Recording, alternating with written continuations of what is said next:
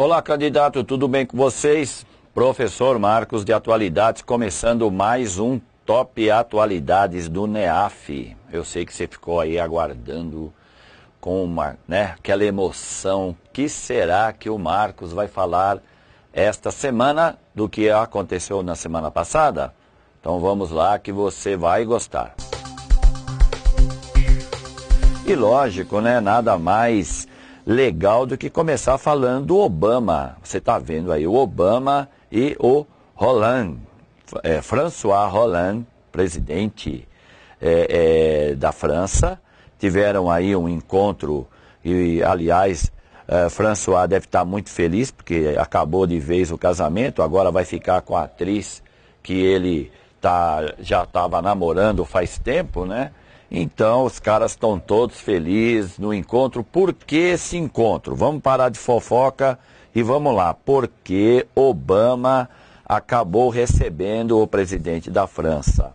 Porque, como você está vendo aí embaixo, nesta segunda-feira, que foi 10 de fevereiro, François Hollande e o presidente dos Estados Unidos estiveram juntos porque eles querem propor aos países as suas responsabilidades com a segurança global. Bem, então como a gente não pode aqui estender muito a explicação, porque como você já sabe, eu estou aqui trabalhando apenas para dar aquele toque para você, candidato, fique esperto. O legal aqui do que você pode tirar é que tanto os Estados Unidos quanto a França querem cobrar dos outros seus aliados, por exemplo, o caso do Reino Unido ou uma Alemanha, que é preciso ter um cuidado com o que está ocorrendo no mundo. Eles são os xerifes, não é? Então, no caso da França e no caso dos Estados Unidos, eles chegaram até a comentar a Síria. Tanto Obama quanto o François acabaram entendendo e chegaram a dizer isso, que são a favor de uma possível intervenção na Síria. Então está aí a Síria neste joguinho de interesses, como sempre. Outro detalhe que você também pode depois ler é que a França e os Estados Unidos têm atuado em conjunto em alguns países da África, como é o caso, por exemplo, do Mali, da República Centro-Africana, né, e do Afeganistão, que fica lá no Oriente Médio. Então, no caso do Afeganistão, a França, que compõe a OTAN, ela trabalha junto com os Estados Unidos no combate ao Talibã. E no caso da República Centro-Africana e do Mali, eles estão preocupados com os movimentos também de grupos islâmicos e das guerras tribais que ocorrem, infelizmente, no continente africano, que, aliás, hoje mesmo, daqui a pouco eu vou falar sobre a República Centro-Africana, e a gente vai retomar esse assunto. Então, o encontro do presidente francês com o presidente americano é legal depois você fazer uma pesquisa básica e anotar aí no seu caderninho de atualidades, né, fazendo a sua agenda, tudo bem? Vamos para o próximo assunto. E já que eu comentei sobre a África, né, sobre a atuação de Estados Unidos e França na África, nada melhor do que continuar aqui falando do continente. Você tem aí outro assunto que vai ser muito bom fazer uma pesquisa. Islâmicos são sitiados em país africano. Você está vendo, eu estou colocando o mapa para você. O slide da esquerda, né, a foto, a imagem da esquerda está mostrando para você uma zona de fome severa. Está vendo aí? Essa área é conhecida também como África subsaariana. Você quer saber dos piores países do mundo, aonde estão os piores IDHs do planeta? É esta área que você está vendo aí assinalada. E, como sempre, né, os conflitos aí ocorrem. Você tem aqui embaixo, eu vou assinalar aqui, olha, você tem aqui, eu estou destacando, os Médicos Sem Fronteiras, né, que denunciam que a milícia cristã cerca a igreja onde muçulmanos se refugiaram. Quer dizer, na República Centro-Africana, nós temos este problema que é a briga entre islâmicos e cristãos. Isso é muito comum na África, infelizmente. Então isso só agrava a situação de alguns países, como é o caso da República Centro-Africana. Então, candidato, o que é legal você fazer uma pequena pesquisa sobre isso é que você não pode perder de vista o continente que mais cresce hoje em termos econômicos no mundo. A África vem recebendo poupudos investimentos, principalmente dos Estados Unidos e a China, que estão interessados nas suas riquezas minerais, né, seu petróleo, seu gás, ou seja, no que o continente pode produzir em commodities. Então a África vem passando por esse processo econômico, mas não perde, infelizmente, né, a mania, né, se é assim que eu posso falar corretamente, ou seja, as desgraças que ocorrem na África em termos de genocídio geral, porque há uma constante luta entre grupos, entre tribos, entre religiões. Inclusive hoje, daqui a pouco, eu vou falar do Sudão do Sul, que é outra área crítica da África. Mas, para complementar, o que é legal você tirar daqui desta pesquisa é que, primeiro, saber localizar aonde está a República Centro-Africana, que você está vendo aí no centro do continente africano, em Bordeaux. Outra coisa que é legal, e aí eu vou pedir para você me acompanhar aqui no quadro, né? Vamos fazer como se fosse uma aula presencial, né? Ou como dessas aulas que a gente costuma também às vezes assistir aqui na internet, no YouTube, onde os professores aparecem mais assim na lousa. Então vamos lá. Você tem então o continente africano, tá? Tem aqui mais ou menos esse formato aqui. Aí o que eu pedi para você, ó, toma cuidado com essa história da África subsaariana. Então você vai depois, dentro aí da pesquisa que você vai fazer, do tempo que você tem, que eu espero, que eu acho legal você fazer, dá uma olhadinha aqui nessa área que é chamada a África subsaariana, onde você vai ter aí Camarões, Níger, Botsuana, o Sudão do Sul, o país, né, aqui que a gente está discutindo, né, África, aqui na Central, tudo. Então, é importante, essas engasgadas são normais, de vez em quando a gente faz blá blá blá aqui, mas olha, faz essa pesquisa aqui sobre a África subsaariana, que vale a pena, porque tema de atualidades cai e a gente não pode, eu aqui não posso dizer para você exatamente o que. A única coisa que a gente pode fazer é isso que o NEAF está te proporcionando, não é? É uma discussão aqui toda segunda-feira que eu vou fazer esse apontamento e vou indicar, ó, vai lá, pesquisa que é legal, porque vai formando uma ideia melhor sobre o assunto aí na tua memória, que tem que ser de elefante, né, candidato? Memória de candidato tem que ser de elefante, tá bom? Então, vamos para outro tópico, porque o meu tempo aqui é curto. Então, saímos do continente africano e vamos lá para o extremo oriente da Ásia. Por quê? Porque Taiwan e China tiveram um bom encontro, começaram um diálogo depois de 65 anos. Então, o que você está vendo aí são os representantes, né, de cada um dos países, mas cuidado, porque Taiwan é uma nação ou uma província chinesa? Peguei você, hein, candidato? Taiwan é uma nação ou uma província chinesa? Então, para a China, que tem vários mísseis apontados para Taiwan, eles costumam, né, o governo chinês, que é o atual presidente Xi Jinping, eles costumam chamar Taiwan de província rebelde. Quer dizer, a China continental considera Taiwan uma província. Taiwan, pelo menos até pouco tempo atrás, insistia em ser uma nação independente.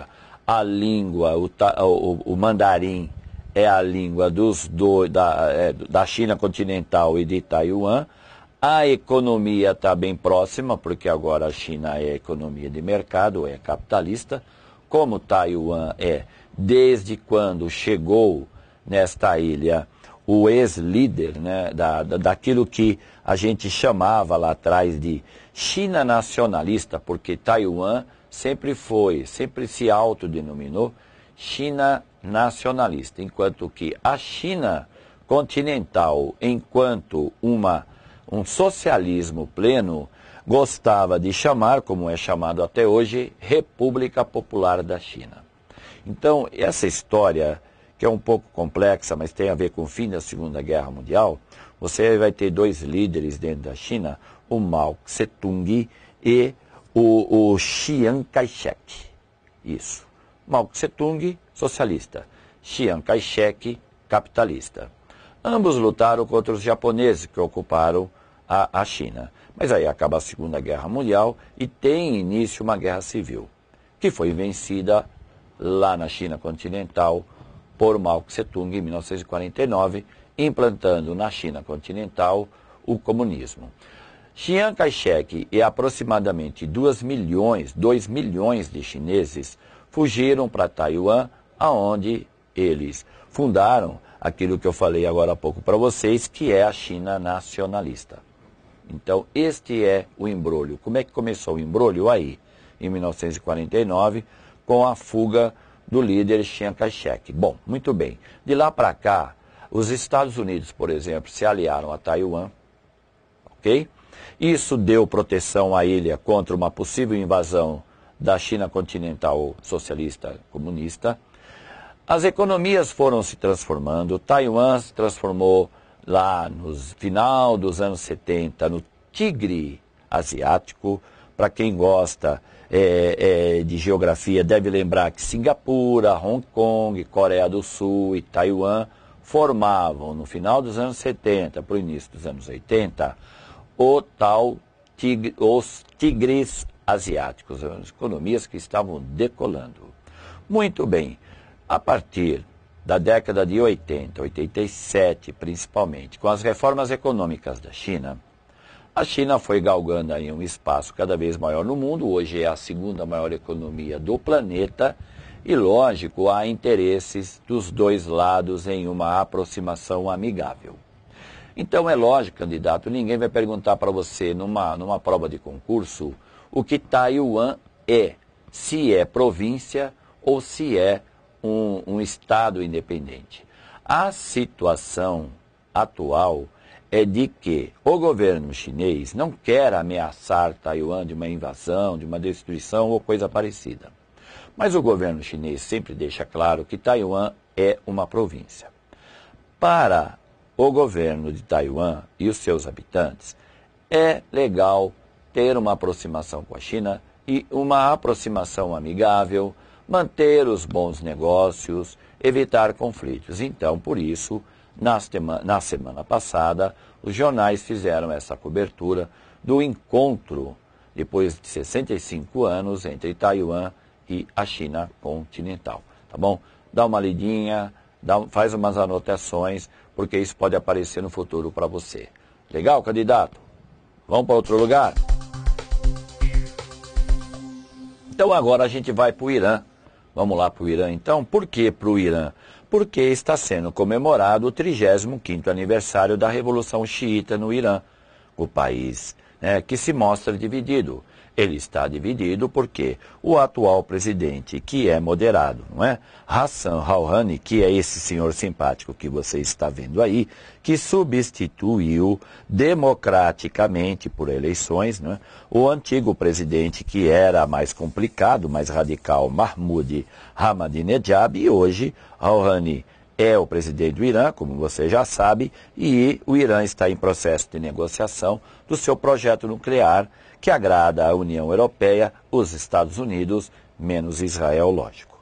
Agora, esta revolução do Irã, ela de repente, em termos de história, como você tem aí uma data comemorativa e a imprensa está até fazendo uma cobertura, seria legal, candidato, se você assistisse o filme do Ben Affleck, aquele cara que dizem que parece comigo, mas eu não concordo. Você não concorda também que o Ben Affleck não parece comigo? Não, então tá bom. Então problema seu. Eu acho que ele parece comigo, tá bom? Bem, O Ben Affleck, que dirigiu, né, foi o diretor do filme e ator também do filme Argo, que ganhou o Oscar de melhor filme, você deveria assistir, candidato, porque isso vai ajudar você a entender o que é ou o que foi essa tal revolução xiita, né, revolução islâmica do Irã, que está sendo comemorado agora neste ano, como você viu ali e como você também vai ler depois, se você ainda não viu, num bom jornal. Agora, o Ayatollah Khomeini, que foi quem voltou para o Irã, estava exilado lá na França, e aí você tinha o Shah Reza Pahlavi, que governava o Irã, era amicíssimo dos Estados Unidos. Tal. Isso tudo você pode procurar entender no filme Argo, que é um excelente filme, e dá aí para você uma oportunidade única, né?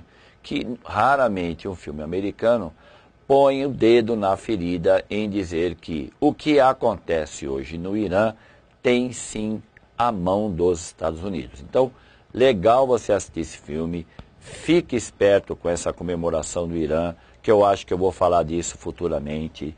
Lógico que eu vou tratar de novo do Irã e do seu projeto nuclear que está congelado, está em negociação, né, com a participação ali dos Estados Unidos, da União Europeia, né, menos de Israel, como eu já falei, que não gostou dessa história. Tá legal, candidato? E vamos para outro assunto. Agora nós vamos para a Coreia do Sul, porque lá na Coreia do Sul também houve um feliz encontro, né? Aliás, hoje eu só estou falando de encontros, né? O encontro do presidente francês com o presidente americano, o encontro da China com Taiwan. E vamos então falar do encontro das duas Coreias. A Coreia do Norte e a Coreia do Sul retomaram negociações e uma reaproximação. E é isso que a gente gostaria que realmente fosse sempre feito e não uma ameaça de guerra. Então você tem aí a foto dos representantes das respectivas Coreias, né? A foto, lógico, do jovem tirano e ditador Kim Jong-un, que aliás mandou matar o tio, né? Em dezembro, vamos aproveitar aqui e tocar nesse assunto fresquinho. Em dezembro, o Chan Song-taek, que era um grande, né, um braço forte na Coreia do Norte e tio do atual ditador, foi condenado à morte. Então, isso tudo faz com que a gente tenha que falar de vez em quando da Coreia. Agora, a parte boa disso tudo é como você está vendo aí. Há uma reunião em andamento e isso deixa a gente um pouco mais tranquilo. Porque você não pode esquecer, né, candidato, que a Coreia do Norte faz parte do clube atômico. E todo país que possui bomba atômica é complicado. Aliás, você sabe quais são os países que possuem armas nucleares, candidato. Então vamos lá, né? Top da semana também vai falar um pouquinho de armas nucleares. Vamos a eles, né? Você tem então o Conselho de Segurança da ONU. Vamos lá. Estados Unidos, Reino Unido, França, China e Rússia possuem armas nucleares. Conselho de Segurança da ONU. Aí você coloca a Índia, o Paquistão, Israel e Coreia do Norte. Então você tem aí 9 países que formam o clube atômico atualmente no mundo. São esses. Então, guarda a memória, é isso mesmo, a gente sempre tem que estar lá renovando, anotando, lendo.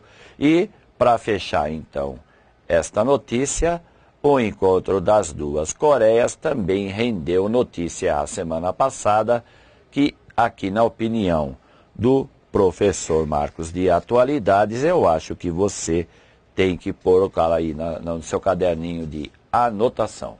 Legal? Vamos para outro lugar. Vamos então fazer algumas observações sobre política mundo. Tá aí o primeiro assunto. Conflitos no Sudão do Sul deixam milhares de refugiados. Candidato, cuidado com este nome, porque o Sudão do Sul é o país mais jovem hoje no mundo. Ele foi feito aí um plebiscito, isso foi feito lá em 2012. A população majoritariamente votou pela divisão do país, que é o que você está vendo aí.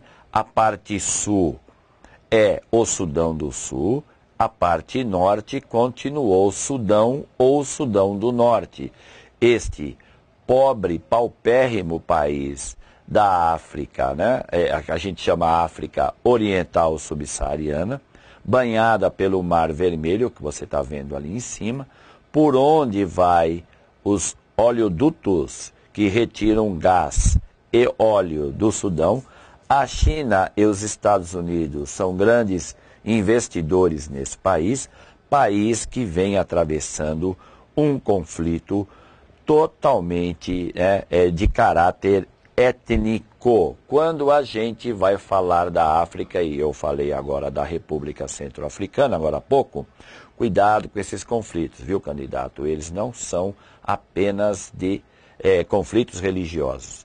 Os principais conflitos que existem na África, como é o caso aqui do infeliz Sudão do Sul, é um conflito étnico. O que quer dizer isso? São tribos que acabam brigando pelo poder. No caso do Sudão do Sul, você tem lá a tribo Lounué e os Dinques, Dinque. O presidente do Sudão do Sul é Dinque. O vice-presidente é Lounué. Oh, mas que nome estranho, né? Será que isso pode cair numa prova para mim? Obviamente que não. Ninguém vai ficar perguntando o nome da tribo do presidente para você. Mas é lógico que você, cara, é um candidato inteligente, você entendeu onde eu quero chegar. O que eu quero que você comece a observar é que esses conflitos, eles têm realmente um problema tribal. E esse pessoal, infelizmente, eles acabam se matando por causa de religião, por causa de ser aquele ou aquele da tribo. Eu não sei se você viu, mas também seria interessante assistir um filme chamado Hotel Ruanda.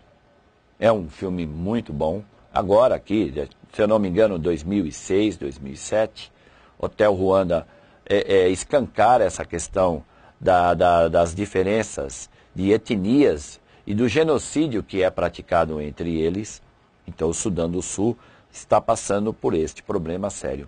Outro problema sério que acontece no Sudão do Sul, vamos retomar a imagem aí para você ver, é que está em andamento entre 8 países africanos a formação de um bloco comercial. Isso é um projeto que está em andamento na África.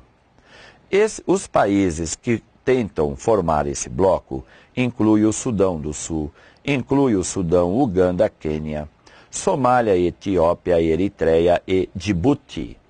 Então, esse tipo de ação é uma coisa que faz com que a gente pense assim, né? Olha, pô, legal que os caras querem formar um bloco comercial, mas isso também acaba provocando a velha e o problema de briga entre essas tribos. Então, por isso que entra o conflito étnico. Então, vamos lá, de novo assim, rapidinho, o Sudão do Sul, país mais jovem hoje no mundo, rico em gás e petróleo.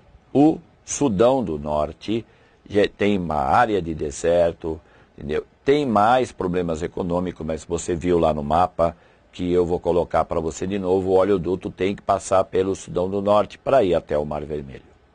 Então, cuidado, porque a semana passada, e muito provavelmente essa semana, vamos ter que falar de novo do Sudão ou do Sudão do Sul. Legal? Entrando então na sua telinha. Forte nevasca paralisa nordeste dos Estados Unidos. Mau tempo leva ao cancelamento de cerca de 6.700 voos. Nova York, Nova Jersey, 16 pessoas já morreram por causa deste inverno rigoroso que está atingindo o hemisfério norte. Você tem aí uma imagem, você está vendo aí que o que está faltando em Nova York é gelo. Agora, o que eu quero que você tome cuidado, candidato? Com isso aqui que eu já até deixei para você, ó, e vou reforçar, o tal do vórtex polar. Então, por que você tem que tomar cuidado com isso, candidato? Porque no caso, a CESP, por exemplo, ela fez várias questões em alguns concursos do ano passado, falando do furacão Sandy que atingiu Nova York. E há diferentes formas de você trabalhar as questões a respeito de um fenômeno. Então, e eu já dei um aviso aqui, vou reforçar novamente, a onda de calor que atingiu o sudeste e o sul do Brasil, e também a Argentina, que provocou aí um verão sem chuva de 4 semanas em São Paulo, coisa que nunca ninguém viu, diminuição dos reservatórios das usinas, a falta de água em algumas cidades da Grande São Paulo, onde o racionamento, é o caso de Guarulhos, foi atingido por esse racionamento. Então isso é um fenômeno inédito. Pode cair na sua prova? Pode. É importante que você entenda o que foi essa onda de calor. Como é que ela surge? Isso é um fenômeno. Isso tem a ver com aquecimento global. Então é o caso desse tal do vórtex, que atingiu, o vórtex polar que atingiu o hemisfério norte, principalmente parte do Canadá e os Estados Unidos. Então é legal você ficar sempre espertinho, vai lá, estuda, leia, pesquise, vai formando aí o seu material. Então, ao mesmo tempo que nós temos aqui, vamos voltar à imagem, falar do rigoroso inverno que atinge o hemisfério norte, não podemos deixar de falar do verão escaldante que atingiu, ou parte ainda atinge, o hemisfério sul.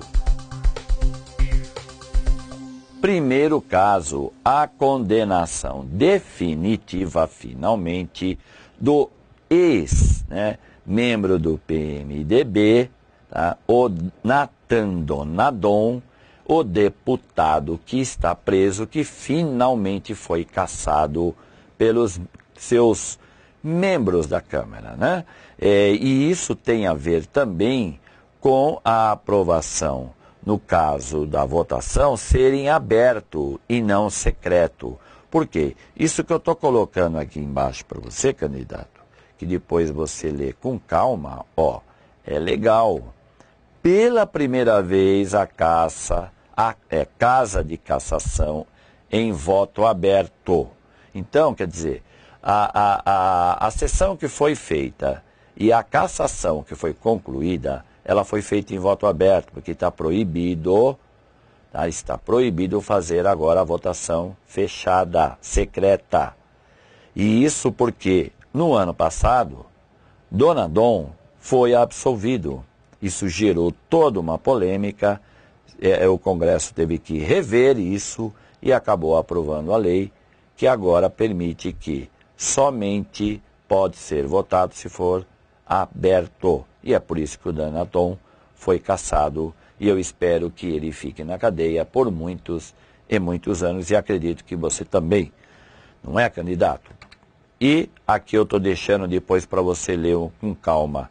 Entendo o caso, o deputado federal, como é que foi isso lá, número 1, número 2, condenado pelo STF, ordenou sua prisão, mas a Câmara abriu um processo e aí foi, tá bom? E outro caso bombástico, que é o caso aqui do Caio Silva de Souza, que está sendo acusado de ser o responsável por acender o rojão que explodiu na cabeça do ex-cinegrafista da Band, Santiago de Andrade, como você está vendo aí.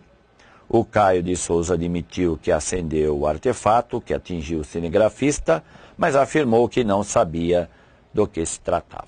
Ele provavelmente só queria fazer uma brincadeira. Aliás, vale a pena mostrar de novo o rapaz com essa carinha de arrependido, menino bom, trabalhador, legal, mais ou menos parecido com um black blog quando sem máscara vai ser detido. Ele vai fazer mais ou menos uma carinha bem parecida com isso, não é?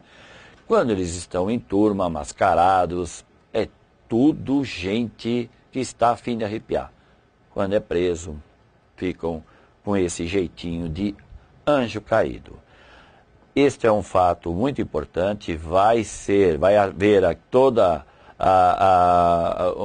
o transcorrer dessa semana, vai haver mais notícias, pode ser que eu volte a falar semana que vem sobre ele, mas guarda este nome aí, o Caio de Souza, e do infeliz cinegrafista Santiago, que foi morto, e a família agora está lá, né, chorando, porque, lógico, o anjo caído aqui, o rapazinho chamado Caio, está muito arrependido.